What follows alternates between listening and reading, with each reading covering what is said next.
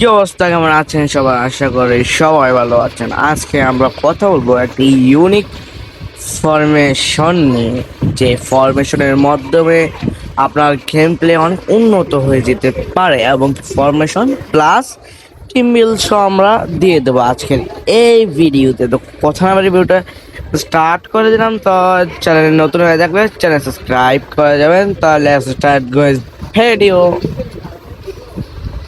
তো সরাসরি মেইন ভিডিওতে চলে গেলাম। তো ফরমেশনটা হলো এটা 4-2-2 ফরমেশনটা। এই ফরমেশনটা অনেক ব্যালেন্স স্টাইল একটা ফরমেশন, এবং অনেক প্রো প্লেয়াররাই এই ফরমেশন দিয়ে খেলে থাকে। অনেক ডিভিশন খেলা প্রো প্লেয়াররা এই ফরমেশনটা দিয়ে খেলে থাকে।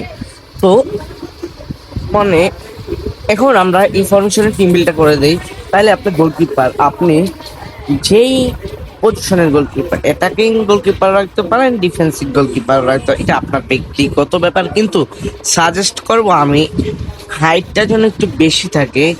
তারপর এই গোলকিপারের ইয়াগুলো যেমন একটু বেশি থাকে, যেমন জিকে অনেস এগুলো যেমন একটু ভালো থাকে সবগুলো জিকে। হ্যাঁ, এই গোলকিপার নিয়ে তৈরি কথা, তখন আমরা আরবিটাকে নিয়ে কথা বলবো, যেটা আমার আরবি কাফুতে আমি খেলায় অ্যাটাকিং ফুলব্যাক। চাইলে আপনি ডিফেন্সিভ ফুলব্যাকও রাখতে পারেন, এটা আপনার ইচ্ছা মতো। যদি আপনি এই ফরমেশনে ডিফেন্সিভ ফুলব্যাকে খেলাইতে পারেন, তাহলে আপনার ব্যক্তিগত ব্যাপার। আমি সাজেস্ট করবো একটাই, আপনি এ সেটটা মানে আরবিতে অ্যাটাকিং ফুলব্যাক খেলাবেন, এবং প্লাস সবগুলা যেমন পাসিংগুলা যেমন ভালো থাকে, পাসিংগুলো যেমন ভালো থাকে, ডিফেন্ডিং অ্যাওয়ারনেসগুলো যেমন একটু ভালো থাকে, ট্যাকেলিং যেমন একটু ভালো থাকে, ক্লাসন আরও সব কিছু মিলে যেমন আপনি একটা আরবি রাখবেন, এবং স্পিডটা যেমন একটু ভালো থাকে। তারপর আমরা ডিফেন্ডার সিবিটা নিয়ে কথা বলবো। সিবি জাস্ট দুইটার তো রাখবেন, একটা বিল্ড আপ আর একটা দ্য ডেস্ট্রয়েড। হ্যাঁ, আমি এখন কথা বলবো বিল্ড আপটা নিয়ে। আমার বিল্ড আপ হাউস রেনের খেলাই, এবং হাউস রেনের দেখেন ডিফেন্ডিং অ্যাওয়ারনেসগুলো 98-100 যায়, কিন্তু আমি 100 নেই কাস্টম ট্রেনিং করছি এটার কইরা। তারপর এটাকে স্পিডটা একটু বাড়াইছি, 87 করছি, 80 নাকি 82 জানি ছিল, আমি এটাকে 87 করছি। আপনারা এরকম ভাবে স্পিডটা একটু বাড়ায় নেবেন। এখন কিন্তু আপনি ফ্রেন্ডলি ম্যাচ অথবা লাইভ ম্যাচের মধ্যে অথবা ডিভিশন ম্যাচের মধ্যে কিন্তু আপনি স্পিড ছাড়া যদি ডিফেন্ডার খেলান, তাহলে কিন্তু ওই অপোনেন্টের স্ট্রাইকারের সাথে কিন্তু দৌড়ে পারবেন না। তার জন্য আপনি সাজেস্ট করবো আমি স্পিডটা একটু ভালো রাখবেন, কারণ স্পিডটা রাখলে ওই অপোনেন্টের অ্যাটাকিং মানে স্ট্রাইকারটাকে আটকানো যায়। হ্যাঁ, এখন কথা হলো আমার ডিফেন্সটাকে আমি এটাকেও কাস্টম ট্রেনিং করাইছি।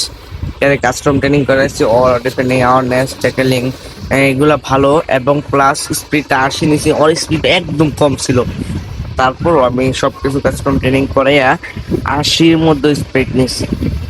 এখন কথা বলবো এলবিটাকে নিয়ে। এটা তো সবার ফেভারিট, এলবি কস্তা কর্তা। তারপর এটা হলো ডিফেন্সিভ ফুলব্যাক রাখি আমি।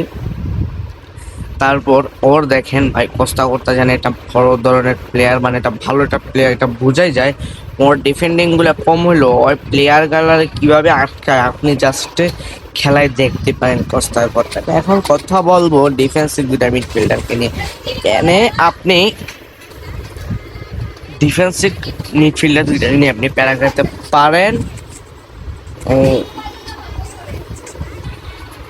হ্যাঁ, আপনি এখন কথা ডিফেন্স মিডফিল্ডারগুলোকে নিয়ে, হ্যাঁ, একটা রাখতে পারেন অ্যাঙ্করম্যান, যা আপনাকে ডিফেন্সের মধ্যে ভালো মানে সাহায্য করবে।